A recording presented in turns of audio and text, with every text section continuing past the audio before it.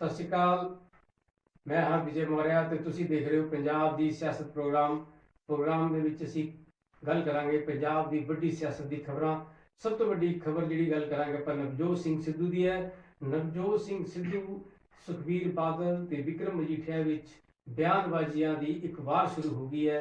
ਇੱਕ ਦੂਜੇ ਤੋਂ ਕਰੜੇ ਆਰੋਪ ਲਗਾਏ ਜਾ ਰਹੇ ਨੇ। ਇਹਦੇ ਤੇ ਗੱਲ ਕਰਾਂਗੇ ਤੇ ਦੂਜੀ ਸਭ ਤੋਂ ਵੱਡੀ ਖਬਰ ਦੀ ਜਿਹੜੀ ਗੱਲ ਕਰਾਂਗੇ ਆਪਾਂ ਕਿਸਾਨ ਜਥੇਬੰਦੀਆਂ ਦੀ ਹੈ। ਕਿਸਾਨਾਂ ਨੇ 29 ਨਵੰਬਰ ਨੂੰ ਦਿੱਲੀ ਵਿੱਚ ਹੋਣ ਵਾਲੇ ਜਿਹੜਾ ਸੰਸਦ ਮਾਰਗ ਤੱਕ ਪ੍ਰਦਰਸ਼ਨ ਕਰਨਾ ਸੀ, ਟਰੈਕਟਰ ਮਾਰਚ ਕੱਢਣਾ ਸੀ, ਉਹਨੂੰ ਰੱਦ ਕਰ ਦਿੱਤਾ ਗਿਆ ਹੈ ਤੇ ਉਸ ਸੰਬੰਧ ਇੱਕ ਨਵੀਂ ਬੈਠਕ ਹੋਈ ਹੈ। ਉਹਦੇ ਵਿੱਚ ਫੈਸਲਾ ਕੀਤਾ ਜਾਏਗਾ ਕਿ ਅਗਲੀ ਜਿਹੜੀ ਰਣਨੀਤੀ ਕੀ ਰਹੇਗੀ, ਉਹਦੇ ਤੇ ਗੱਲ ਕਰਾਂਗੇ। ਤੀਜੀ ਸਭ ਤੋਂ ਵੱਡੀ ਖਬਰ ਦੀ ਗੱਲ ਹੈ ਕੇਜਰੀਵਾਲ ਫਿਰ ਪੰਜਾਬ ਦੇ ਦੌਰੇ ਤੇ ਪਹੁੰਚੇ ਔਰ ਇਸ ਵਾਰ ਉਹ ਪਹੁੰਚੇ ਤੇ ਉਹਨਾਂ ਨੇ ਸੀਐਮ ਚੰਨੀ ਤੇ ਧੂਆਂਦਾਰ ਜਿਹਨੂੰ ਕਹਿ ਸਕਦੇ ਆ ਆਰੋਪ ਲਾਏ ਨੇ। ਆਰੋਪ ਇਹ ਨੇ ਕਿ ਪੰਜਾਬ ਦੇ ਵਿੱਚ ਸਕੂਲਾਂ ਦਾ ਜਿਹੜਾ ਸਿੱਖਿਆ ਸਟਰਕਚਰ ਹੈ ਉਹ ਠੀਕ ਨਹੀਂ, ਉਹਦੇ ਬਾਰੇ ਉਹਨਾਂ ਨੇ ਕਈ ਆਰੋਪ ਲਗਾਏ ਨੇ। ਉਹਦੇ ਤੇ ਗੱਲ ਕਰਾਂਗੇ। ਇਹਨਾਂ ਸਾਰੇ ਮੁੱਦਿਆਂ ਤੇ ਇੱਕ ਇੱਕ ਕਰਕੇ ਮੈਂ ਸਾਰੀ ਗੱਲ ਰੱਖੂੰਗਾ ਤੁਹਾਡੇ ਸਾਹਮਣੇ। ਤੇ ਹੁਣ ਆਪਾਂ ਗੱਲ ਕਰਦੇ ਹਾਂ ਸ਼ੁਰੂਆਤ ਇਸ ਪ੍ਰੋਗਰਾਮ ਦੀ ਨਵਜੋਤ ਸਿੰਘ ਸਿੱਧੂ ਤੇ ਅਕਾਲੀ ਦਲ ਦੇ ਵਿੱਚ ਜਿਹੜੇ ਵੱਡੇ ਲੀਡਰਾਂ ਦੇ ਵਿੱਚ ਬਾਰ-ਬਾਰ ਹੁਣ ਤਿੱਖੀ ਬਿਆਨਬਾਜ਼ੀ ਹੋ ਰਹੀ, ਉਹਦੇ ਤੇ ਗੱਲ ਕਰਦੇ ਹਾਂ। ਤੁਹਾਨੂੰ ਗੱਲ ਕਰਦੇ ਹਾਂ ਕਿ ਇਸ ਸਮੇਂ ਜਿਹੜੀ ਪੰਜਾਬ ਦੀ ਸਿਆਸਤ ਹੈ ਉਹ ਭਖਦੀ ਜਾ ਰਹੀ ਹੈ। ਕਾਰਨ ਇਹ ਹੈ ਕਿ ਪੰਜਾਬ ਦੇ ਵਿਧਾਨ ਸਭਾ ਚੋਣਾਂ ਦੇ ਐਲਾਨ ਦਾ ਜਿਹੜਾ ਸਮਾਂ ਕਰੀਬ ਆਉਂਦਾ ਜਾ ਰਿਹਾ ਹੈ, ਜਿਹਦੇ ਕਰਕੇ ਖਾਸ ਤੌਰ ਤੇ ਜਿਹੜੀ ਪੁਰਾਣੀ ਪਾਰਟੀਆਂ ਨੇ ਅਕਾਲੀ ਦਲ ਤੇ ਕਾਂਗਰਸ ਦੇ ਵਿੱਚ ਇੱਕ ਬਿਆਨਬਾਜ਼ੀ ਜਿਹੜੀ ਗਰਮਾ ਗਰਮੀ ਇੱਕ ਦੂਜੇ ਦੇ ਖਿਲਾਫ ਸ਼ੁਰੂ ਹੋ ਗਈ ਹੈ। ਇਹ ਗਰਮਾ ਗਰਮੀ ਵੱਧਦੀ ਜਾ ਰਹੀ ਹੈ ਔਰ ਆਉਣ ਵਾਲੇ ਦਿਨਾਂ ਵਿੱਚ ਹੋਰ ਵੀ ਗਰਮਾ ਗਰਮੀ ਤੁਹਾਨੂੰ ਇੱਕ ਜਿਹੜੀ ਪਾਰਟੀਆਂ ਦੇ ਲੀਡਰ ਹੈ, ਚਾਹੇ ਕਾਂਗਰਸ ਦੇ ਚਾਹੇ ਉਹ ਅਕਾਲੀ ਦਲ ਨੇ, ਇੱਕ ਦੂਜੇ ਵਿੱਚ ਗਰਮਾ ਗਰਮੀ ਦੇ ਜਿਹੜੇ ਬਿਆਨ ਹੈ ਜਿਹਨੂੰ ਕਹਿ ਸਕਦੇ ਹਾਂ ਜਿਹੜੀ ਟਾਕ ਵਾਰ ਹੈ ਉਹ ਬਹੁਤ ਤੇਜ਼ ਹੋ ਰਹੀ ਹੈ। ਉਸ ਤੇ ਤੁਹਾਡੇ ਨਾਲ ਗੱਲ ਕਰਦੇ ਕਿ ਅੱਜ ਹੋਇਆ ਕਿ ਅੱਜ ਜਿਹੜਾ ਇਹ ਸਾਰਾ ਮਾਮਲਾ ਭਖਿਆ ਉਹ ਹੈਗਾ ਨਵਜੋਤ ਸਿੰਘ ਸਿੱਧੂ ਤੇ ਸੁਖਬੀਰ ਬਾਦਲ ਦੇ ਵਿੱਚ। ਸੁਖਬੀਰ ਬਾਦਲ ਨੇ ਆਰੋਪ ਲਗਾਇਆ ਨਵਜੋਤ ਸਿੰਘ ਸਿੱਧੂ ਤੇ ਕਿ ਉਹਨਾਂ ਨੇ ਜਿਹੜਾ ਇੱਕ ਉਹਨਾਂ ਤੇ ਪਰਚਾ ਦਰਜ ਕਰਨ ਦੀ ਗੱਲ ਚੱਲਦੀ ਹੈ। ਨਵਜੋਤ ਸਿੰਘ ਸਿੱਧੂ ਤੇ ਬਾਰ-ਬਾਰ ਕਹਿੰਦੇ ਕਿ ਉਹ ਉਹਨਾਂ ਨੂੰ ਰਾਜਨੀਤਿਕ ਤੌਰ ਤੇ ਚੋਣਾਂ ਨੂੰ ਨਜ਼ਦੀਕ ਦੇਖਦੇ ਹੋਏ ਸਿਆਸੀ ਫਾਇਦਾ ਲੈਣ ਲਈ ਉਹ ਸੁਖਬੀਰ ਬਾਦਲ ਔਰ ਵਿਕਰਮ ਮਜੀਠੀਆ ਤੇ ਪਰਚਾ ਦਰਜ ਕਰਾਉਣਾ ਚਾਹੁੰਦੇ ਨੇ। ਇਸ ਸੰਬੰਧ ਵਿੱਚ ਅੱਜ ਉਹਨਾਂ ਨੇ ਇੱਕ ਚੰਡੀਗੜ੍ਹ ਦੇ ਵਿੱਚ ਪ੍ਰੈਸ ਕਾਨਫਰੰਸ ਵੀ ਕੀਤੀ, ਜਿੱਥੇ ਉਹਨਾਂ ਨੇ ਕਿਹਾ ਕਿ ਨਵਜੋਤ ਸਿੰਘ ਸਿੱਧੂ ਪਾਰਟੀ ਦੇ ਪ੍ਰਧਾਨ ਨੇ, ਕੋਈ ਸੰਵਿਧਾਨਿਕ ਪੋਸਟ ਤੇ ਨਹੀਂ ਹੈ ਔਰ ਬਾਰ-ਬਾਰ ਲਗਾਤਾਰ ਉਹ ਧਮਕੀਆਂ ਦੇ ਰਹੇ ਨੇ ਕਿ ਪਰਚਾ ਦਰਜ ਕਰਾ ਦਾਂਗੇ ਤੇ ਉਹ ਕਹਿੰਦੇ ਪਰਚਾ ਦਰਜ ਕਰਾ ਦਿਓ, ਸਾਨੂੰ ਕੋਈ ਡਰ ਨਹੀਂ ਹੈ। ਔਰ ਜਿਸ ਤਰੀਕੇ ਨਾਲ ਉਹ ਬਾਰ-ਬਾਰ ਨਵਜੋਤ ਸਿੰਘ ਸਿੱਧੂ ਜੋ ਕਿ ਐਸਟੀਐਫ ਰਿਪੋਰਟ ਦੇ ਵਿੱਚ ਕੁਝ ਵੱਡੇ ਲੀਡਰਾਂ ਦੇ ਨਾਮ ਹੋਣ ਦਾ ਐਲਾਨ ਕਰ ਰਿਹਾ ਹੈ।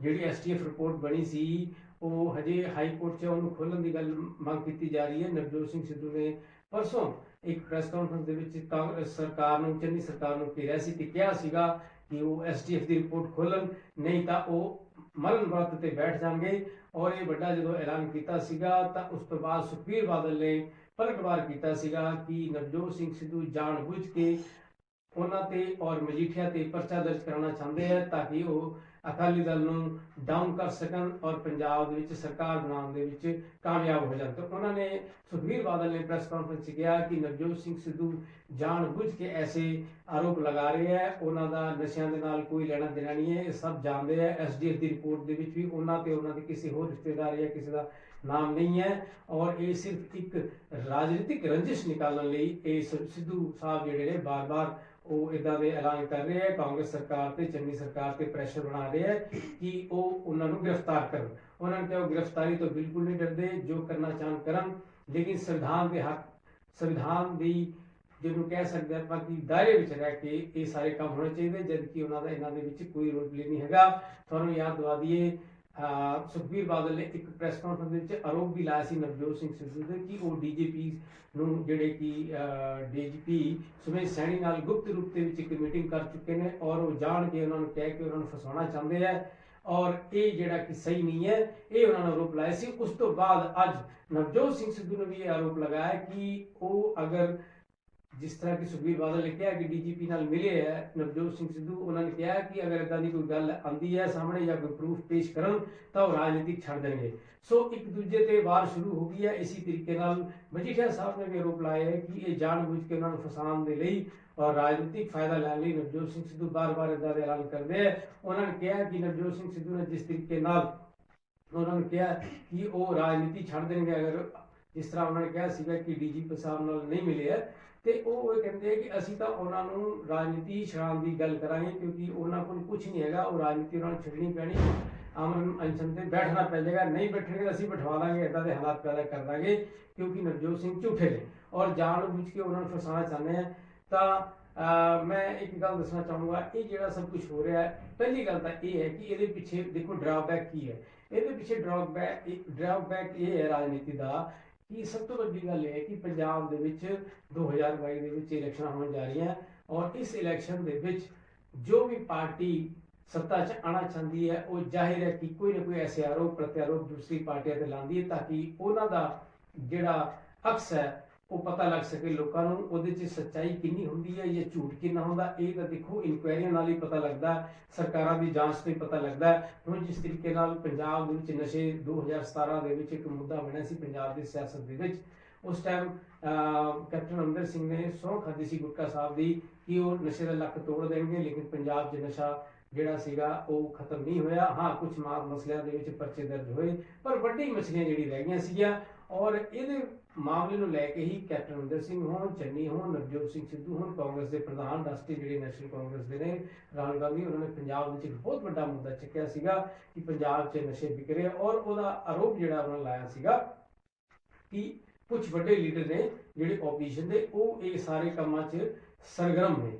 ਤਾਂ ਉਹਦੇ ਮਾਮਲੇ 'ਚ ਉਹਨਾਂ ਨੇ ਕਿਹਾ ਸੀ ਅਸੀਂ ਗ੍ਰਿਫਤਾਰੀ ਕਰਾਂਗੇ, ਅਰੈਸਟ ਕਰਾਵਾਂਗੇ, ਲੇਕਿਨ 4.5 ਸਾਲ ਬੀਤ ਜਾਣ ਤੋਂ ਬਾਅਦ ਵੀ ਜਿਹੜੀ ਕਿ ਇਸ ਮਾਮਲੇ 'ਚ ਜਦੋਂ ਕਾਂਗਰਸ ਸਰਕਾਰ ਨੇ ਇਨਕੁਆਇਰੀ ਲਾਈਆਂ, ਲੇਕਿਨ ਉਹਦਾ ਕੋਈ ਨਤੀਜਾ ਨਹੀਂ ਨਿਕਲਿਆ। ਇੱਕ ਬਾਰ-ਬਾਰ ਉਹਦੀ ਇਨਕੁਆਇਰੀਆਂ ਹੋਈਆਂ, ਔਰ ਹੁਣ ਜਿਹੜੀ ਕਿ ਸਿੱਟ ਲੱਗੀ ਹੋਈ ਹੈ ਉਹਦੇ ਵਿੱਚ ਵੀ ਉਹ ਸਰਕਾਰ ਕੋਲ ਸਾਰਾ ਕੁਝ ਹੈਗਾ, ਪਰ ਉਹ ਹਜੇ ਰਿਪੋਰਟ ਬਾਹਰ ਨਹੀਂ ਆਈ ਹੈ। ਨਵਜੋਤ ਸਿੰਘ ਸਿੱਧੂ ਬਾਰ-ਬਾਰ ਉਹ ਕਹਿ ਰਹੇ ਕਿ ਰਿਪੋਰਟ ਲਿਆਓ, ਉਸ ਰਿਪੋਰਟ ਦੇ ਵਿੱਚ ਉਹ ਕਹਿੰਦੇ ਪਏ ਆਰੋਪ ਲਗਾ ਰਹੇ ਕਿ ਕੁਝ ਵੱਡੇ ਅਕਾਲੀ ਲੀਡਰਾਂ ਦਾ ਨਾਮ ਹੈ, ਔਰ ਜਾਣਬੁੱਝ ਕੇ ਦੇਰੀ ਕੀਤੀ ਜਾ ਰਹੀ ਹੈ, ਕਾਨੂੰਨੀ ਪੇਚੀਦਗੀਆਂ ਪਾਈ ਜਾ ਰਹੀਆਂ, ਕਿਉਂਕਿ ਬਲੈਂਕਟ ਬੇਲ ਮਿਲ ਚੁੱਕੀ ਹੈ ਜਿਹੜੇ ਇਸ ਮਾਮਲੇ ਨੂੰ ਸਾਰਾ ਦੇਖ ਰਹੇ ਸੀਗੇ ਡੀਜੀਪੀ ਸੁਮੇਸ਼ ਸੈਣੀ ਜੀ। ਤਾਂ ਇਸੇ ਕਰਕੇ ਨਵਜੋਤ ਸਿੰਘ ਸਿੱਧੂ ਬਾਰ-ਬਾਰ ਆਰੋਪ ਲਗਾ ਰਹੇ ਕਿ ਜਿਹੜੀ ਸਿੱਟ ਦੀ ਜਾਂਚ ਹੈ ਬਾਹਰ ਕੀਤੀ ਜਾਏ, ਤਾਂ ਕਿ ਜਿਹੜੇ ਵੱਡੇ ਲੀਡਰਾਂ ਦੇ ਨਾਮ ਜਿਹੜੇ ਮਗਰਮੱਛ ਨੇ, ਸੁਦਾਗਰ ਨੇ ਪੰਜਾਬ ਦੇ ਵਿੱਚ, ਜਿਹਦੇ ਕਰਕੇ ਨਸ਼ਿਆਂ ਦੇ ਕਰਕੇ ਜਿਹੜੇ ਪੰਜਾਬ ਦੇ ਕਾਰੋਬਾਰ ਹੋ ਰਿਹਾ ਸੀਗਾ, ਪੰਜਾਬ ਦੀ ਜਵਾਨੀ ਬਰਬਾਦ ਹੋਈ, ਪੰਜਾਬ ਦੇ ਕਈ ਮੁੰਡਿਆਂ ਦੀ ਡੈਥ ਹੋ ਗਈ, ਔਰ ਕਈ ਮੁੰਡਿਆਂ ਦੀ ਹਾਲਤ ਬੜੀ ਖਰਾਬ ਹੈ। ਅੱਜ ਦੇ ਡੇਟ ਦੇ ਵਿੱਚ ਬੜਾ ਨੁਕਸਾਨ ਹੋਇਆ ਪੂਰੇ ਪੰਜਾਬ ਨੂੰ, ਔਰ ਜਿਸ ਤਰ੍ਹਾਂ ਕਿ ਵੱਡਾ ਇੱਕ ਤੁਸੀਂ ਜਾਣਦੇ ਵੀ ਬਹੁਤ ਵੱਡਾ ਮੁੱਦਾ ਪੰਜਾਬ ਦੇ ਵਿੱਚ 2017 ਦੇ ਵਿੱਚ ਬਣਿਆ ਸੀਗਾ। ਤਾਂ ਸਿੱਧੂ ਦਾ ਵੀ ਕਹਿਣਾ ਕਿਤੇ ਨਾ ਕਿਤੇ ਬਿਲਕੁਲ ਠੀਕ ਹੈ ਕਿ ਆਖਿਰਕਾਰ ਮਗਰਮੱਛ ਜਿਹੜੇ ਨੇ ਪੰਜਾਬ ਦੀ ਜਵਾਨੀ ਬਰਬਾਦ ਕਰ ਰਹੇ, ਉਹਨਾਂ ਦਾ ਚਿਹਰਾ ਸਾਹਮਣੇ ਆਉਣਾ ਚਾਹੀਦਾ, ਬੇਨਕਾਬ ਹੋਣਾ ਚਾਹੀਦਾ, ਉਹਨਾਂ ਦੀ ਅਰੈਸਟ ਹੋਣੀ ਚਾਹੀਦੀ ਹੈ, ਪਰ ਇਸ ਤਰ੍ਹਾਂ ਹੋ ਨਹੀਂ ਰਿਹਾ। ਇਸੇ ਲਈ ਨਵਜੋਤ ਸਿੰਘ ਸਿੱਧੂ ਲਗਾਤਾਰ ਅਟੈਕ ਕਰ ਰਹੇ। ਉਧਰ ਗੱਲ ਇਹ ਹੈ ਕਿ ਜਿਸ ਤਰੀਕੇ ਨਾਲ ਇਹ ਅਟੈਕ ਕੀਤਾ ਜਾ ਰਿਹਾ ਹੈ, ਇਹਦੇ ਪਿੱਛੇ ਸੱਚ ਵੀ ਹੈ ਔਰ ਝੂਠ ਕੀ ਹੈ, ਉਹ ਤਾਂ ਦੇਖੋ ਜਿਹੜੀ ਇਨਕੁਆਇਰੀ ਦੀ ਰਿਪੋਰਟ ਹੈ ਬਾਹਰ ਆ ਕੇ ਹੀ ਪਤਾ ਲੱਗ ਸਕਦੀ ਕਿ ਆਖਿਰਕਾਰ ਇਹਦੇ 'ਚ ਕੌਣ ਸਾਹਮਣੇ ਹੈ। ਔਰ ਜਦ ਤੱਕ ਨਾਮ ਸਾਹਮਣੇ ਨਹੀਂ ਆ ਜਾਂਦੇ, ਤਦੋਂ ਤੱਕ ਆਪਾਂ ਚਾਹੇ ਅਕਾਲੀ ਦਲ ਦੇ ਲੀਡਰ ਨੇ ਜਾਂ ਕੋਈ ਹੋਰ ਪਾਰਟੀ ਦੇ ਲੀਡਰ ਜਾਂ ਕਾਂਗਰਸ ਦੇ ਨੇ, ਉਹ ਤਦੋਂ ਤੱਕ ਹੀ ਨਾਮ ਲੈ ਰਹੇ ਹੈ। ਜੇ ਤੱਥ ਸਾਹਮਣੇ ਆ ਜਾਣ, ਭਾਵ ਦੀ ਰਿਪੋਰਟ ਦੇ ਨਾਮ ਸਾਹਮਣੇ ਆ ਜਾਣ, ਤਾਂ ਅਰੈਸਟ ਪੈਣੀ ਸੌਖੀ ਹੋ ਜੂ। ਹੁਣ ਉਹਦੇ 'ਚ ਦੁੱਧ ਦਾ ਦੁੱਧ ਤੇ ਪਾਣੀ ਦਾ ਪਾਣੀ ਹੋ ਜਾਏਗਾ। ਔਰ ਫਿਲਹਾਲ ਜਿਹੜੀ ਇਹ ਇੱਕ ਦੂਜੇ ਨੂੰ ਬਦਨਾਮ ਕਰਨ ਦੀ ਕੋਸ਼ਿਸ਼ ਕੀਤੀ ਜਾ ਰਹੀ, ਮੈਂ ਸਮਝਦਾ ਕਿ ਇਹ ਸਿਰਫ ਇੱਕ ਰਾਜਨੀਤਿਕ ਅਟੈਕ ਹੈ, ਔਰ ਉਹਦੇ ਵਿੱਚ ਸੱਚਾਈ ਨਸ਼ਿਆਂ ਦੇ ਫੈਲਾਉਣ ਦੀ ਗੱਲ ਜ਼ਰੂਰ ਹੈ, ਲੇਕਿਨ ਇਸ ਦੇ ਪਿੱਛੇ ਕੌਣ ਹੈ ਇਹ ਤਾਂ ਤਦ ਹੀ ਪਤਾ ਲੱਗ ਸਕਦਾ ਜਦੋਂ ਨਸ਼ਿਆਂ ਦੀ ਰਿਪੋਰਟ ਜਿਹੜੀ ਐਸਿਟ ਬਣੀ ਹੋਈ ਹੈ, ਜਿਹੜੀ ਟੀਮ ਨੇ ਜਾਂਚ ਕੀਤੀ ਹੈ, ਉਸ ਸਿੱਟ ਦੀ ਰਿਪੋਰਟ ਜਦੋਂ ਬਾਹਰ ਆ ਜਾਏਗੀ, ਉਹਦੇ 'ਚ ਨਾਮ ਦਾ ਖੁਲਾਸਾ ਹੋ ਜਾਏਗਾ, ਤਦ ਹੀ ਪਤਾ ਲੱਗ ਸਕੇਗਾ। ਸੋ ਪੰਜਾਬ ਦੇ ਲੋਕਾਂ ਨੂੰ ਇਹ ਦੇਖਣਾ ਪਏਗਾ ਕਿ ਰਿਪੋਰਟ ਦੇ ਵਿੱਚ ਕੌਣ ਆ ਰਿਹਾ ਹੈ, ਸਰਕਾਰ ਨੂੰ ਦੇਖਣਾ ਪਏਗਾ। ਔਰ ਨਵਜੋਤ ਸਿੰਘ ਸਿੱਧੂ ਜੋ ਕਿ ਬਾਰ-ਬਾਰ ਇਸ ਗੱਲ ਤੇ ਅਟੈਕ ਕਰ ਰਹੇ ਕਿ ਉਸ ਦੇ ਵਿੱਚ ਵੱਡੇ ਲੀਡਰਾਂ ਦਾ ਕੁਝ ਨਾਮ ਹੈ, ਆਪੋਜੀਸ਼ਨ ਪਾਰਟੀਆਂ ਦਾ, ਤਾਂ ਉਹ ਵੀ ਸਾਹਮਣੇ ਆ ਜਾਏਗਾ। ਸੋ ਦੁੱਧ ਦਾ ਦੁੱਧ ਪਾਣੀ ਤੇ ਪਾਣੀ ਤਦੋਂ ਹੀ ਹੋ ਸਕਦਾ ਜੇ ਚੰਗੀ ਸਰਕਾਰ ਫਟਾਫਟ ਜਿਹੜੀ ਐਸਟੀਐਫ ਦੀ ਰਿਪੋਰਟ ਹੈ ਸਾਹਮਣੇ ਕਰ ਦੇ। ਤੁਹਾਨੂੰ ਯਾਦ ਹੋਵੇਗਾ ਅਰਵਿੰਦ ਕੇਜਰੀਵਾਲ ਨੇ ਵੀ ਅਕਾਲੀ ਦਲ ਦੇ ਇੱਕ ਬਹੁਤ ਵੱਡੇ ਲੀਡਰ ਦਾ ਨਾਮ ਲਿੱਤਾ ਸੀਗਾ, ਤੇ ਉਹਨਾਂ ਦੇ ਮਾਮਲੇ 'ਚ ਉਹਨਾਂ ਨੇ ਕੋਰਟ ਦੇ ਵਿੱਚ ਜਦੋਂ ਉਹਨਾਂ ਦੇ ਖਿਲਾਫ ਮਾਨਹਾਨੀ ਦਾ ਕੇਸ ਕੀਤਾ ਤੇ ਅਰਵਿੰਦ ਕੇਜਰੀਵਾਲ ਹਾਰ ਗਏ ਸੀਗੇ ਕੇਸ, ਔਰ ਉਹਦੇ 'ਚ ਉਹਨਾਂ ਨੂੰ ਮਾਫੀ ਵੀ ਮੰਗਣੀ ਪਈ ਸੀਗੀ ਇਸ ਮਾਮਲੇ ਤੇ, ਜਿਹਦੇ ਕਰਕੇ ਆਮ ਆਦਮੀ ਪਾਰਟੀ ਨੂੰ ਔਰ ਕੇਜਰੀਵਾਲ ਸਾਹਿਬ ਨੂੰ ਪੰਜਾਬ ਦੇ ਵਿੱਚ ਖਾਸ ਤੌਰ ਤੇ ਬੜੀ ਨਮੋਸ਼ੀ ਦਾ ਸਾਹਮਣਾ ਕਰਨਾ ਪਿਆ ਸੀ। ਸੋ ਭਾਵੇਂ ਕਿ ਆਰੋਪ ਹੁੰਦੇ ਆ, ਰਾਜਨੀਤੀ ਵਿੱਚ ਕਈ ਲੀਡਰ ਆਰੋਪ ਲਾਉਂਦੇ ਰਹਿੰਦੇ, ਲੇਕਿਨ ਆਰੋਪ ਕਿਸੇ ਬਿਨਾਂ ਤੇ ਨਹੀਂ ਲਾਏ ਜਾਂਦੇ। ਕੁਝ ਅੱਗ ਹੁੰਦੀ ਹੈ, ਕੁਝ ਧੂੰਆਂ ਹੁੰਦਾ। ਹੁਣ ਗੱਲ ਇਹ ਕਿ ਇਹ ਧੂੰਆਂ ਜਾਂ ਅੱਗ ਪੂਰੀ ਹੈ, ਇਹ ਤਾਂ ਤਦ ਹੀ ਪਤਾ ਲੱਗ ਸਕਦਾ ਕਿ ਜਦੋਂ ਐਸਟੀਐਫ ਦੀ ਰਿਪੋਰਟ ਜਨਤਾ ਦੇ ਸਾਹਮਣੇ ਆ ਜਾਏਗੀ। ਸੋ ਨਵਜੋਤ ਸਿੰਘ ਸਿੱਧੂ ਆਰੋਪ ਲਗਾਉਣਾ ਰਾਜਨੀਤਿਕ ਤੌਰ ਤੇ ਜ਼ਰੂਰ ਠੀਕ ਹੈ, ਲੇਕਿਨ ਜਦ ਤੱਕ ਇਹਦੀ ਪੁਸ਼ਟੀ ਨਹੀਂ ਹੋ ਜਾਂਦੀ, ਉਹਦੇ ਕਰਕੇ ਵੀ ਕਈ ਵਾਰੀ ਪੋਜੀਸ਼ਨ ਖਰਾਬ ਹੋ ਜਾਂਦੀ। ਸੋਚ ਸਮਝ ਕੇ ਆਰੋਪ ਵੀ ਲਾਣੇ ਚਾਹੀਏ ਔਰ ਇਹਦੇ 'ਚ ਦੇਖਣਾ ਪਏਗਾ ਜਿਹੜੇ ਆਰੋਪ ਲਗਾ ਰਹੇ ਹੈ ਉਹਦੇ ਵਿੱਚ ਕੌਣ ਹੈ, ਉਹ ਤਦ ਹੀ ਪਤਾ ਲੱਗ ਸਕਦਾ ਜਦੋਂ ਐਸਟੀਐਫ ਦੀ ਰਿਪੋर्ट ਆ ਜਾਏਗੀ। ਸੋ ਫਿਲਹਾਲ ਆਪਾਂ ਇਹ ਕਹਿ ਸਕਦੇ ਹਾਂ ਕਿ ਇਹ ਜਿਹੜਾ ਸਭ ਕੁਝ ਹੋ ਰਿਹਾ ਹੈ, ਚਾਹੇ ਅਕਾਲੀ ਦਲ ਲਗਾਤਾਰ ਹਮਲਾਵਰ ਹੋ ਰਹੀ ਹੈ, ਪਲਟਵਾਰ ਕਰ ਰਹੀ ਹੈ, ਅਕਾਲੀ ਦਲ ਕਾਂਗਰਸ ਤੇ ਪਲਟਵਾਰ ਕਰ ਰਿਹਾ ਹੈ, ਸਿੱਧੂ ਤੇ ਪਲਟਵਾਰ ਕਰ ਰਿਹਾ ਹੈ, ਚੰਨੀ ਸਾਹਿਬ ਤੇ ਵੀ ਪਲਟਵਾਰ ਕਰ ਰਿਹਾ ਹੈ। तो ये एक तरीके ਨਾਲ ਆਪਾਂ ਕਹਿ ਸਕਦੇ ਕਿ ਰਾਜਨੀਤਿਕ ਮਾਹੌਲ ਹੈ ਜਿਹਦੇ ਵਿੱਚ ਇੱਕ ਲੀਡਰ ਦੂਸਰੇ ਲੀਡਰ ਤੇ ਛਿੰਟਾਕਸ਼ੀ ਜਾਂ ਆਰੋਪ ਲਗਾ ਰਹੇ ਨੇ। ਇਹ ਜਦੋਂ ਵੀ ਕਲੀਅਰ ਹੋਏਗਾ, ਜਦੋਂ ਐਸਟੀਐਫ ਦੀ ਰਿਪੋर्ट ਆ ਜਾਏਗੀ। ਫਿਲਹਾਲ ਇਹ ਰਾਜਨੀਤਿਕ ਲੜਾਈ ਆਪਾਂ ਕਹਿ ਸਕਦੇ ਹੈਗੀ ਹੈ और ये लड़ाई बहुत तेज होगी और जो भी सच है, जो भी एक गल सच या झूठ जो है वो सामने आएगा, उस तो बाद ही कोई नतीजे ते निकलिया जा सकता। पर फिलहाल ये आप कह सकते हैं कि राजनीति पंजाब की जरूर गर्म हो गई है और आने वाले दिनों के विच ये राजनीति होर गांह ते गांह अगे जाएगी और एक दूजे ते आरोप भी लगणगे। और जिस तरीके हाल में सिद्धू ने सुखबीर बादल और मजीठिया दौर पलाए ने कई तरीके से, उसी तरीके सुखबीर बादल और मजीठिया साहब ने भी काफ़ी हमलावर ने सिद्धू साहब से और कांग्रेस से भी चन्नी साहब से भी। ਹੁਣ जिस तरीके सुखबीर बादल ने भी चन्नी साहब से कहा कि वो गल्लां ज़्यादा कर रहे हैं और वो खुद एक उन्होंने कहा कि रेत माफिया का काम करते हैं, ਉੱਥੇ ਰੋਪੜ ਦੇ ਵਿੱਚ ਕਈ ਖੱਡਾ ਚਲਾਉਂਦੇ ਨੇ, ਐਸੇ ਉਹਨਾਂ ਆਰੋਪ ਲਾਏ ਗਏ ਨੇ। ਇਹ ਆਰੋਪ ਹੀ ਨੇ, ਇਹਦੀ ਪੁਸ਼ਟੀ ਵੀ ਜਾਂ ਇਹਨੂੰ ਕਹਿ ਲਓ ਵੀ ਇਹ ਤੱਥ ਤਦ ਹੀ ਸਹੀ ਮੰਨੇ ਜਾਣਗੇ ਜਦੋਂ ਇਸ ਗੱਲ ਦੀ ਇਨਕੁਆਇਰੀ ਹੋ ਜਾਏਗੀ।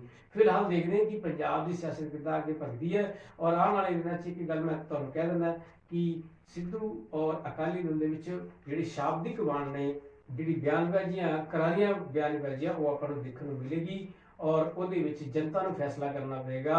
और ਜਿਹੜੀ ਰਿਪੋਰਟਾਂ ਨੇ ਜਿਹੜੀ ਸਰਕਾਰ ਦੀਆਂ ਕੁਝ ਜਦ ਤੱਕ ਸਾਹਮਣੇ ਨਹੀਂ ਆਉਂਦੀ ਉਦੋਂ ਤੱਕ ਆਪਾਂ ਕਹਿ ਨਹੀਂ ਸਕਦੇ ਕੌਣ ਝੂਠਾ ਤੇ ਕੌਣ ਸੱਚਾ। ਪਰ ਇਹ ਜ਼ਰੂਰ ਹੈ ਕਿ ਕੋਈ ਨਾ ਕੋਈ ਗੱਲ ਜ਼ਰੂਰ ਸੱਚ ਹੁੰਦੀ ਹੈ। ਔਰ ਸਿੱਧੂ ਸਾਹਿਬ ਜਿਸ ਤਰੀਕੇ ਨਾਲ 13 ਸੂਤਰੀ ਏਜੰਡੇ ਚਲਾ ਰਹੇ ਨੇ ਪੰਜਾਬ ਦੀ ਡਿਵੈਲਪਮੈਂਟ ਨੂੰ, ਉਹ ਆਪਣੀ ਜਗ੍ਹਾ ਸਹੀ ਨੇ। ਔਰ ਜਿਸ ਤਰੀਕੇ ਨਾਲ ਸੁਖਬੀਰ ਹਣੀ ਦਾਅਵਾ ਕਰਦੇ ਨੇ ਕਿ ਅਸੀਂ ਪੰਜਾਬ ਦੇ ਵਿੱਚ ਬੜੀ ਵੱਡੀ ਡਿਵੈਲਪਮੈਂਟ ਕਰਾਈ ਹੈ, ਇਹਦੇ ਵਿੱਚ ਵੀ ਕੋਈ ਦੋ ਰਾਏ ਨਹੀਂ ਕਿ ਪੰਜਾਬ ਦੇ ਵਿੱਚ ਵਾਕਈ ਉਹਨਾਂ ਦੀ ਗਵਰਨਮੈਂਟ ਦੇ ਵੇਲੇ ਡਿਵੈਲਪਮੈਂਟ ਹੋਈ ਹੈ। पर ਜਦੋਂ ਨਸ਼ਿਆਂ ਦੀ ਗੱਲ ਆਉਂਦੀ ਹੈ, ਹੋਰ ਕਈ ਮੁੱਦਿਆਂ ਦੀ ਕਰਪਸ਼ਨ ਦੀ ਗੱਲ ਆਉਂਦੀ ਹੈ, ਉਹ ਵੀ ਕਿਤੇ ਨਾ ਕਿਤੇ ਗੱਲਾਂ ਨੇ ਉਹ ਤਦ ਹੀ ਸੱਚ ਜਾਂ ਝੂਠ ਬਣੀ ਜਾ ਸਕਦੀਆਂ ਜਦੋਂ ਫਾਈਨਲ ਰਿਪੋਰਟ ਆ ਜਾਏਗੀ। ਤਦ ਹੀ ਆਪਾਂ ਕਹਿ ਸਕਦੇ ਕਿ ਆਹ ਬੰਦਾ ਗਲਤ ਹੈ, ਆਹ ਬੰਦਾ ਠੀਕ ਹੈ।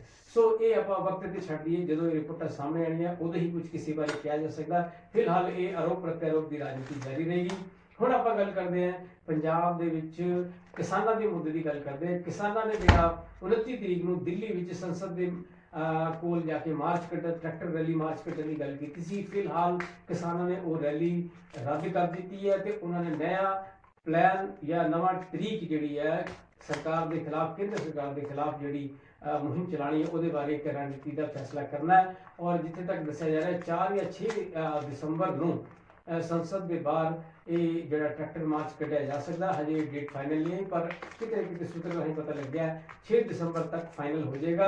और फिलहाल किसानों ने कहा कि जड़ा ये ट्रैक्टर मार्च जरा रद्द किया गया वो कुछ कारणों करके कढ़िया गया क्योंकि केंद्र सरकार ने फिलहाल ਜਿਹੜੇ 3 खेती कानून बिल वापस लैन की गल की, बिल मोहर भी ला दी है पर उन्होंने अजे पार्लीमेंट च लिया क्योंकि पार्लीमेंट जब तक वापस नहीं होएगा तब तक बिल वापस नहीं मने जाएंगे। सो क्योंकि किसानों ने ये उन्होंने भरोसा दिता है पर किसान भी है वो हजे सारी गलों पर एक एक जिन्होंने कह सकते कि परख के वो अपनी बैठक कर रहे हैं और उसके अगे फॉरवर्ड वो अपना प्लान जारी करेंगे। फिलहाल किसानों ने कहता असी 6 दिसंबर को ट्रैक्टर मार्च जरूर कढ़ांगे पार्लीमेंट के। फिलहाल वो कहते उन्होंने जी सब तो बड़ी मंग है वो ये है कि MSP जोड़ा है ਉਹਦਾ ਇੱਕ ਬਿੱਲ ਲਿਆ ਜਾਏ, ਪੱਕੇ ਤੌਰ ਤੇ ਕੋਈ ਕਾਨੂੰਨ ਬਣਾ ਦਿੱਤਾ ਜਾਵੇ ਤਾਂ ਕਿ ਜਿਹੜਾ MSP ਹੈ ਉਹ ਪੱਕੇ ਤੌਰ ਤੇ ਕਿਸਾਨਾਂ ਨੂੰ ਮਿਲੇ। ਭਾਵ ਕਿ ਜੋ ਮਿਨੀਮਮ ਸਪੋਰਟ ਪ੍ਰਾਈਸ ਹੈ ਜਿਹੜਾ ਫਸਲਾਂ ਦਾ ਮੁੱਲ ਹੈ ਉਹ ਕਿ ਨਿਰਧਾਰਿਤ ਹੋ ਜਾਵੇ ਜਿਹਦੇ ਕਰਕੇ ਕਿਸਾਨਾਂ ਨੂੰ ਇੱਕ ਰੇਟ ਘੱਟੋ ਘੱਟ ਚਾਹੇ ਜਿਵੇਂ ਹੁਣ ਕਣਕ ਹੈ ਉਹ 2200 ਦੇ ਆਸ-ਪਾਸ ਹੈ ਵੀ ਉਸ ਤੋਂ ਥੱਲੇ ਰੇਟ ਨਾ ਜਾਵੇ। MSP ਇਸ ਲਈ ਬਣਾਈ ਜਾਂਦੀ ਕਿ ਰੇਟ ਇੱਕ ਫਿਕਸ ਹੋ ਜਾਏ, ਉਸ ਤੋਂ ਥੱਲੇ ਨਾ ਜਾਏ, ਵੱਧ ਭਾਵੇਂ ਜਾਵੇ।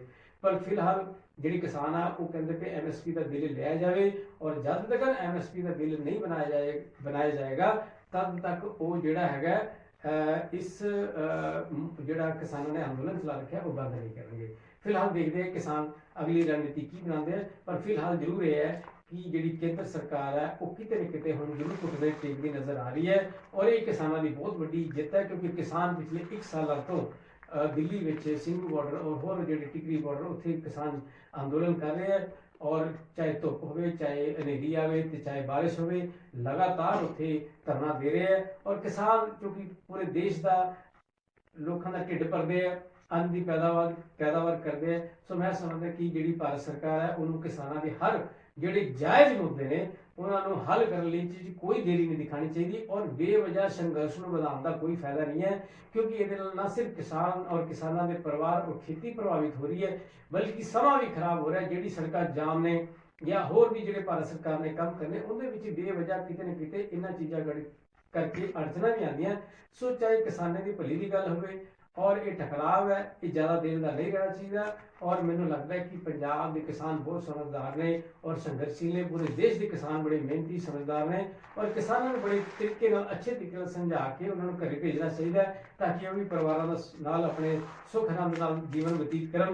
बेवजह उत्थे धरने दे के सरकार अपना और पूरे देश का जोड़ा एक किते न किते समा खराब हो रहा है उन्होंने बचाना चाहिए। समा बड़ा कीमती है और किसान साडे भाईचार जिहड़े साडे देश का साडा ढिड पालते हैं अनाज दे के, वो किते न किते उन्होंने लोगों वो साडे लिए बड़े कीमती ने और सरकार को इस पक्षों ध्यान उन्होंने देना चाहिए। तीसरी बड़ी खबर पर गल करते हैं केजरीवाल साहब ने पंजाब के फिलहाल दौरे जिहड़े बढ़ाते। उन्होंने शनिवार को फिर पंजाब का दौरा किया और इत्थे स्कूलों की चर्चा की कि पंजाब का स्कूल का इंफ्रास्ट्रक्चर जो ठीक नहीं है।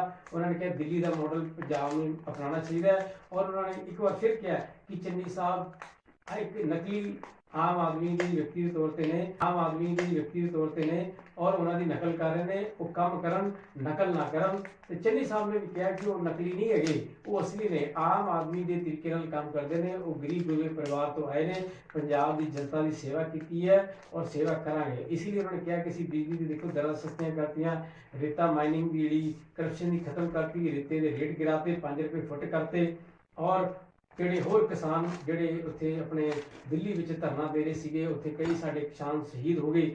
ਉਹਨਾਂ ਕਿਸਾਨਾਂ ਦੇ ਪਰਿਵਾਰਾਂ ਨੂੰ ਨੌਕਰੀ ਵੀ ਦੇਤੀ ਤੇ ਹੋਰ ਵੀ ਸਰਕਾਰੀ ਮਦਦ ਕਰ ਰਹੇ हैं। फिलहाल केजरीवाल उन्होंने आरोप लाया कि केजरीवाल दिल्ली संभालन, केजरीवाल सिर्फ लगातार आके इतने झूठ बोलने, उत्थे कोई बिजली सस्ती नहीं की। ते अरविंद केजरीवाल इतने कह रहे कि बिजली के जोड़े उन्होंने बिल कह रहे सी माफ करते 2 किलोवाट के चाहे 40,000 हो 50,000 हो, फिलहाल 1,000 रुपये तो बाद कोई बिजली का बिल नज़र नहीं आ रहा। उन्होंने कई बिल भी पेश किए अज तो ईवन तक कि वो अज मोहाली भी गए जिथे टीचर ने धरना दिता सी, टैंकी ते चढ़ गए सीगे वो ਤੇ ਉਹਨਾਂ ਨੇ ਆਸ਼ਵਾਸਨ ਦਿੱਤਾ कि वो उन्होंने सरकार बना तो उन्होंने नौकरियां देंगे। तो उन्होंने किते न किते चन्नी साहब ने आरोप लाया तुसीं किहड़ियां 36,000 नौकरियां दित्तियां ते जे नौकरियां दित्ते सी साडे जिहड़े ईटीटी बेरोजगार टीचर्स ने वो टैंकियां ते ना चढ़दे, ये धरने प्रदर्शन ना करदे। सो किते न किते आपां कह सकदे कि हुण जिहड़े हमले हर पासे तेज हो गए हैं क्योंकि चन्नी साहब की सरकार है और जिहड़ा सत्ता चाहुंदा उहनूं जाहिर है कि उन्होंने सारा जवाब देनी पैंदी है। और अरविंद केजरीवाल फिलहाल पंजाब में अपनी सरकार बनाने के लिए चाहते कि संघर्ष कर रहे हैं, वो पंजाब के कोने कोने से जा रहे हैं और हुण उन्होंने अपने दौरे भी बढ़ाते हैं और वो लगातार अकाली दल ते कांग्रेस ते खास तौर पर चन्नी ते हमला कर रहे हैं और वो पंजाब की जनता को किते न किते बार बार दसने की कोशिश कर रहे हैं कि हुण तक पंजाब दे विच अकाली दल और कांग्रेस ने लुटिया, उन्होंने मौका दिता जाए, पंजाब की जनता ने बेहतर सुविधावां देंगे। और उन्होंने जिस तरह कई तरीके के ऐलान भी किए हैं, नौकरी देने की गल होवे, किसानों सस्ते लोन की गल की उन्होंने और हर कई तरीके की फैसिलिटियां देने की गल की है। उन्होंने पंजाब विच एक बेहतर दिल्ली मॉडल लागू करने की गल करते हैं। तो किते न किते आप कह सकते हैं कि पंजाब दे विच आम आदमी पार्टी अपना विस्तार करना चाहती है, सरकार सत्ता च लेना चाहती है और बार बार वो जनता को कह भी रहे हैं कि तुसीं दोनों पार्टियां देख लिया, हुण एक बार सानू भी मौका दे दो, असी देखो की काम करते हैं। दिल्ली विच असी इन्ना वधिया काम किया कि आम गरीब आदमी किसान सारिਆਂ सुख मिल रहा है और पंजाब के लोग भी जोड़े कई तरीके के खास तौर पर किसान या बिजनेस व्यापारी परेशान ने, कई तरीके के टैक्सिस और बिजली महंगी जिदा मिल रही है वो सारा कुछ सस्ता करके देंगे। फिलहाल देखते हैं, हर कोई अपना अपना दावा करे और हर कोई अपने दावे के एक अच्छी गल ये करना चाहता है कि वो किस तरीके जनता के अपने वाल खिंच लवे। सो तीनों पार्टियां ने हुण जोर ला दिता है। आने वाले दिनों में सानू होर नवी सियासत की गल्लां और नवे टकराव नवे बयान देखने को मिलेंगे। सो अज पंजाब की सियासत के विच इन्ना ही, कल असीं फिर नवे मुद्दों पर नवी चर्चा गल करांगे। तद तक लिए मेरे दस दिओ, धन्नवाद।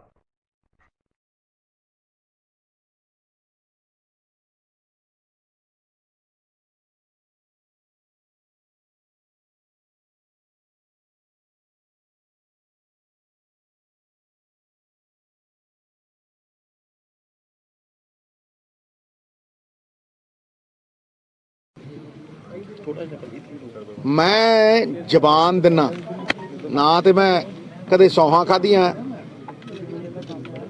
ਤੇ ਨਾ ਮੈਂ ਕਦੇ ਵਾਅਦੇ ਕੀਤੇ। ਮੈਂ ਜ਼ਬਾਨ ਦਿੰਨਾ ਤੈਨੂੰ ਪ੍ਰਧਾਨ ਸਾਹਿਬ ਅਕਾਲੀ ਦਲ ਦੇ ਕਿ ਜੇ ਨਵਜੋਤ ਸਿੰਘ ਸਿੱਧੂ ਤੈਨੂੰ ਕਲੀਨ ਚਿੱਟ ਦੇਣ ਵਾਲੇ ਡੀਜੀਪੀ ਨੂੰ ਮਿਲਿਆ ਹੋਵੇ, ਇੱਕ ਮੀਟਿੰਗ ਹੋਈ ਹੋਵੇ ਕਿਤੇ ਬੰਦ ਕਮਰਾ, ਤੇ ਰਾਜਨੀਤੀ ਸਦਾ ਲਈ ਛੱਡ ਦੂੰ। ਜਿਨ੍ਹਾਂ ਲੋਕਾਂ ਨੇ ਤੈਨੂੰ ਕਲੀਨ ਚਿੱਟ ਦਿੱਤੀ, ਸਿੱਖ ਮੁੰਡਿਆਂ ਦੇ ਉੱਤੇ, ਗੁਰਸਿੱਖ ਮੁੰਡੇ ਰੁਪਿੰਦਰ ਜਸਵਿੰਦਰ, ਜਿਨ੍ਹਾਂ ਦੇ ਕੋਲ ਅਸੀਂ 5 ਮੰਤਰੀ ਗਏ ਸੀ, ਪਿੱਠਾਂ 'ਚ ਵਾਰ ਨਹੀਂ ਕਰਦਾ ਨਵਜੋਤ ਸਿੰਘ ਸਿੱਧੂ। ਉਸ ਸੁਮੇਧ ਸੈਣੀ ਦੇ ਲਾਡਲੇ IG, blue eyed boy IG, ਜਿਹਨੇ ਤੈਨੂੰ ਕਲੀਨ ਚਿੱਟ ਦਿੱਤੀ, ਜੇ ਉਹਦੇ ਨਾਲ ਇੱਕ ਮੀਟਿੰਗ ਸਿੱਧੂ ਨੇ ਕੀਤੀ ਹੋਵੇ, ਜਿਹੜਾ ਤੂੰ ਅਖਬਾਰਾਂ 'ਚ ਖਬਰਾਂ ਛਪਾਉਣਾ, ਤੇ ਰਾਜਨੀਤੀ ਸਦਾ ਲਈ ਛੱਡ ਦੂੰਗਾ ਓਏ। ਚੱਲ ਦੇ ਪ੍ਰੂਫ। ਤੇ ਦੂਜੀ ਗੱਲ, ਡਰ ਤੁਹਾਨੂੰ ਕਿਤੋਂ ਹੋਰ ਲੱਗਦਾ? ਸਿੱਧੂ ਨੇ ਤਾਂ ਕਦੇ ਕਿਹਾ ਨਹੀਂ ਵੀ ਮੈਨੂੰ ਅਰੈਸਟ ਕਰਨਾ ਹੋਊ ਕੋਈ, ਕਿਉਂਕਿ ਦਿਲ ਸਾਫ਼ ਹੈ, ਕਿਉਂਕਿ ਨਾ ਤੇਰੇ ਵਾਂਗੂ ਸਿੱਧੂ ਦੀ ਕੋਈ ਬੱਸ ਚੱਲੇ, ਨਾ ਰੇਤੇ ਦੀ ਖੱਡ ਚੱਲੇ, ਨਾ ਕੋਈ ਸਾਡੇ ਹੋਟਲ, ਨਾ ਕੋਈ ਸਾਡਾ ਧੰਦਾ। ਤੇ ਡਰ ਤੈਨੂੰ ਇਸ ਕਰਕੇ ਹੈ ਸਰਦਾਰ ਸੁਖਬੀਰ ਸਿੰਘ ਬਾਦਲ ਕਿ ਈਡੀ ਦੀਆਂ ਰੇਡਾਂ ਪੈਂਦੀਆਂ, ਉਹਨਾਂ ਫਾਸਵੇ ਵਾਲਿਆਂ ਤੇ ਪੈਂਦੀਆਂ ਜਿਨ੍ਹਾਂ ਤੇ ਮੈਂ ਉਂਗਲਾਂ ਚੱਕਦਾ ਸੀ, ਜਿਹੜੇ ਮੋਨੋਪੋਲੀ ਬਣਾ ਕੇ ਰੱਖਦੇ ਸੀ। ਅੱਜ ਉਹਨਾਂ ਦੇ ਤੁਹਾਡੇ ਸਾਂਝੇ ਖਾਤਿਆਂ ਦੇ ਵਿੱਚ ਆਦਾਨ ਪ੍ਰਦਾਨ ਹੋਣ ਦੇ, ਸੁਰਿੰਦਰ ਪਹਿਲਵਾਨ ਦੇ ਤੇ ਜੁਝਾਰ ਦੇ ਪੂਰੇ ਚਰਚੇ ਹੈ, ਅਖਬਾਰਾਂ 'ਚ ਖਬਰਾਂ ਲੱਗੀਆਂ। ਤੇ ਦੱਸ ਮੈਨੂੰ, ਪਹਿਲਾਂ ਵੀ ਇੱਥੇ ਜਿਹੜੇ ਮੁੱਖ ਮੰਤਰੀ ਹੁੰਦੇ ਸੀਗੇ ਉਹ ਕਠਪੁਤਲੀਆਂ ਬਣੇ ਰਹੇ ਸੈਂਟਰ ਦੀਆਂ ਸਰਕਾਰਾਂ ਦੇ, ਤੇ ਨਚਾਉਂਦੇ ਰਹੇ ਉਹ ਤਾਤਾ ਤਈਆ ਤਾਤਾ ਤਈਆ। ਤੇ ਹੁਣ ਕਿਹੜਾ ਬਦਲ ਗਿਆ ਕੁਛ? ਅੱਜ ਵੀ ਤੂੰ ਡਰਿਆ। ਜੇ ਕੇਸ ਕਰਨੇ, ਅਸੀਂ ਕੇਸ ਕਰਾਉਣ ਆਏ ਆ, ਕਰੋ ਕੇਸ, ਸਾਡੇ ਤੇ ਅਰੈਸਟ ਕਰੋ। ਜੇ ਗ੍ਰਿਫਤਾਰੀ ਨਾਲ ਢਿੱਡ ਭਰਦਾ ਸਿੱਧੂ ਸਾਹਿਬ ਦਾ, ਜੇ ਸਿੱਧੂ ਸਾਹਿਬ ਇੱਕ ਪਾਰਟੀ ਦੇ ਪ੍ਰਧਾਨ ਦਾ ਕੀ ਕਨਸਟੀਟਿਊਸ਼ਨਲ ਰਾਈਟ ਹੈ ਡਾਇਰੈਕਟ ਕਰਨਾ ਕਿ ਇਹਨਾਂ ਦੇ ਪਰਚੇ ਦਿਓ? ਪਰਚਾ ਇੱਕ ਕਨਸਟੀਟਿਊਸ਼ਨ ਦੇ ਤਹਿਤ ਦਿੱਤਾ ਜਾਂਦਾ ਹੈ। ਤੁਸੀਂ ਬਗੈਰ ਕੋਈ ਸਬੂਤ, ਬਗੈਰ ਕੁਝ ਗੱਲ ਤੇ ਪਰਚਾ ਦਿਓਗੇ, ਅਸੀਂ ਸਾਰੀ ਪਾਰਟੀ ਤਿਆਰ ਹੈ। ਨਾਲੇ ਦੂਜੀ ਗੱਲ ਹੈ, ਪਿਛਲੇ 5 ਸਾਲਾਂ 'ਚ ਇਹਨਾਂ ਦੇ ਐਮਐਲਏ ਨੇ ਸ਼੍ਰੋਮਣੀ ਅਕਾਲੀ ਦਲ ਦੇ ਵਰਕਰਾਂ ਦੇ ਜਿੰਨੇ ਝੂਠੇ ਕੇਸ ਦਿੱਤੇ ਹੈ, ਪਰਮਾਤਮਾ ਮਿਹਰ ਕਰੇ ਮਹੀਨੇ ਬਾਅਦ, 1.5 ਮਹੀਨੇ ਬਾਅਦ ਸਰਕਾਰ ਬਦਲ ਜੇ, ਪਹਿਲੀ ਇਨਕੁਆਇਰੀ ਆਰਡਰ ਕੀਤੀ ਜਾਊਗੀ ਜਿਹੜੇ ਝੂਠੇ ਕੇਸ ਸਾਡੇ ਪੂਰੇ ਪੰਜਾਬ 'ਚ ਕੀਤੇ ਗਏ ਹੈ। ਤੇ ਜਿਹੜੇ ਜਿਹੜੇ ਅਫਸਰ ਨੇ ਕੀਤਾ ਤੇ ਜਿਹੜਾ ਪੋਲੀਟੀਕਲ ਮਾਸਟਰ ਆ ਉਹਨਾਂ ਦਾ ਜਿਹਨੇ ਕਰਾਇਆ, ਉਹ ਦੋਨੋਂ ਹੀ ਪ੍ਰੋਸੀਕਿਊਟ ਹੋਣਗੇ। ਤੇ ਜਿਹੜੇ ਅਫਸਰ ਆ ਨੌਕਰੀ ਤੋਂ ਜਾਣਗੇ, ਤੇ ਨਾਲੇ ਜਿਹੜੇ ਦੂਜੇ ਪ੍ਰੋਸੀਕਿਊਟ ਕੀਤੇ ਆ ਜੇਲ੍ਹ ਜਾਣਗੇ, ਕਿਉਂਕਿ ਝੂਠਾ ਕੇਸ ਕਨਸਟੀਟਿਊਸ਼ਨ ਦੇ ਅਗੇਂਸਟ ਹੈ, ਇਲੀਗਲ ਹੈ। ਭਾਵੇਂ ਹੁਣ ਤੁਸੀਂ ਦੇਖ ਲਓ, ਇਹਨਾਂ ਦੀ ਐ ਜੀ ਦਿਮਾਗ ਫਿਰਿਆ ਪਿਆ ਹੈ ਪੰਜਾਬ ਸਰਕਾਰ ਦਾ। ਪਿਛਲੇ 10 ਦਿਨ ਪਹਿਲੇ, 15 ਦਿਨ ਪਹਿਲੇ ਮੁੱਖ ਮੰਤਰੀ ਨਾਲ ਹੋਮ ਮਿਨਿਸਟਰ ਨਾਲ ਡੀਜੀਪੀ ਨਾਲ ਐਸਆਈਟੀ ਦੀ ਟੀਮ ਬੁਲਾਈ, ਜਿਹੜੀ ਐਸਆਈਟੀ ਦੀ ਟੀਮ ਹਾਈ ਕੋਰਟ ਨੇ ਕਿਹਾ ਇੰਡੀਪੈਂਡੈਂਟ ਹੈ, ਕੋਈ ਪੋਲੀਟੀਕਲ ਇੰਟਰਫੇਰੈਂਸ ਨਹੀਂ ਹੋਣੀ ਚਾਹੀਦੀ। ਆਪਣੇ ਦਫ਼ਤਰ ਬੁਲਾ ਕੇ ਇੱਕ ਸਾਜ਼ਿਸ਼ ਰਚੀ ਗਈ ਝੂਠੇ ਕੇਸ ਦੀ, ਜਿਹੜੀ ਅਸੀਂ ਬੇਨਕਾਬ ਕੀਤੀ ਤੇ ਐਫਆਈਆਰ ਕਰਨੀ ਸੀ ਉਹਨਾਂ ਨੇ ਝੂਠੇ ਸੈਕਲੇ ਦੇ, ਉਹ ਫੇਲ ਹੋ ਗਈ। ਹੁਣ ਆ ਦੂਜਾ ਸਕੀਮ ਕੱਢੀ ਗਈ ਜਿੱਥੇ ਡੀਜੀਪੀ ਨੂੰ ਬੁਲਾਇਆ ਗਿਆ, ਹੋਮ ਮਿਨਿਸਟਰ ਨਵਜੋਤ ਸਿੱਧੂ ਤੇ ਚੀਫ ਮਿਨਿਸਟਰ ਡਾਇਰੈਕਟ ਕੀਤਾ ਗਿਆ ਕਿ ਹੁਣ ਵਿਕਰਮ ਮਜੀਠੀਆ ਦੇ ਝੂਠਾ ਕੇਸ ਦਿਓ। ਕਿਸੇ ਅਦਾਲਤ, ਕਿਸੇ ਕੋਰਟ ਵਿੱਚ, ਕਿਸੇ ਜਗ੍ਹਾ ਤੇ ਕੋਈ ਕੰਪਲੇਂਟ ਨਹੀਂ। ਝੂਠਾ ਕੇਸ, ਹਿੰਦੁਸਤਾਨ ਦੀ ਮੈਂ ਗੱਲ ਕਰ ਰਿਹਾ, ਸਾਰੀਆਂ ਇਨਵੈਸਟੀਗੇਸ਼ਨ ਜਿੰਨੀਆਂ ਇਹਨਾਂ ਨੇ ਡਰਾਮੇ ਕੀਤੇ ਸੀ ਅੱਜ ਤੱਕ ਨਹੀਂ ਕੁਝ ਕਰ ਸਕੇ। ਤੇ ਹੁਣ ਮਹੀਨਾ ਰਹਿ ਗਿਆ। ਹੋ ਕੀ ਰਿਹਾ ਪੰਜਾਬ 'ਚ? ਜਿਹੜੇ ਪੰਜਾਬ ਦੇ ਮੁੱਦੇ ਆ, ਜਿਸ ਮੁੱਦਿਆਂ ਦੇ ਸਿਰ ਤੇ, ਜਿਸ ਝੂਠੇ ਵਾਅਦਿਆਂ ਦੇ ਸਿਰ ਤੇ ਗੁਟਕਾ ਸਾਹਿਬ ਦੀ ਸਹੁੰ ਖਾ ਕੇ ਜਿਵੇਂ ਸਰਕਾਰ ਲੋਕਾਂ ਨੂੰ ਧੋਖਾ ਦੇ ਕੇ ਸਰਕਾਰ ਬਣਾਈ, ਉਹ ਮੁੱਦਿਆਂ ਬਾਰੇ ਪਿਛਲੇ 5 ਸਾਲ ਗੱਲ ਨਹੀਂ ਕੀਤੀ ਇਸ ਸਰਕਾਰ ਨੇ। 5 ਸਾਲ ਬਸ ਕੱਲੀ ਇੱਕੋ ਇੱਕ ਬੇਅਦਬੀ ਤੇ ਡਰੱਗਸ। ਨਾ ਬੇਅਦਬੀ ਦੇ ਦੋਸ਼ੀ ਫੜੇ ਗਏ, ਕਿਉਂਕਿ ਇਹਨਾਂ ਨੇ ਕੱਲੀ ਸਿਆਸਤ ਕੀਤੀ ਉੱਤੇ। ਜਿਵੇਂ ਇਹਨਾਂ ਨੇ ਰਣਜੀਤ ਠਾ ਕੇਸ ਦਿਓ, ਕਿਸੇ ਅਦਾਲਤ ਕਿਸੇ ਕੋਰਟ ਵਿੱਚ ਕਿਸੇ ਜਗ੍ਹਾ ਤੇ ਕੋਈ ਕੰਪਲੇਂਟ ਨਹੀਂ। ਝੂਠਾ ਕੇਸ ਹਿੰਦੁਸਤਾਨ ਦੀ ਮੈਂ ਗੱਲ ਕਰ ਰਿਹਾ। ਸਾਰੀਆਂ ਇਨਵੈਸਟੀਗੇਸ਼ਨ ਜਿੰਨੀਆਂ ਇਹਨਾਂ ਨੇ ਡਰਾਮੇ ਕੀਤੇ ਸੀ ਅੱਜ ਤੱਕ ਨਹੀਂ ਕੁਝ ਕਰ ਸਕੇ, ਤੇ ਹੁਣ ਮਹੀਨਾ ਰਹਿ ਗਿਆ। ਹੋ ਕੀ ਰਿਹਾ ਪੰਜਾਬ 'ਚ?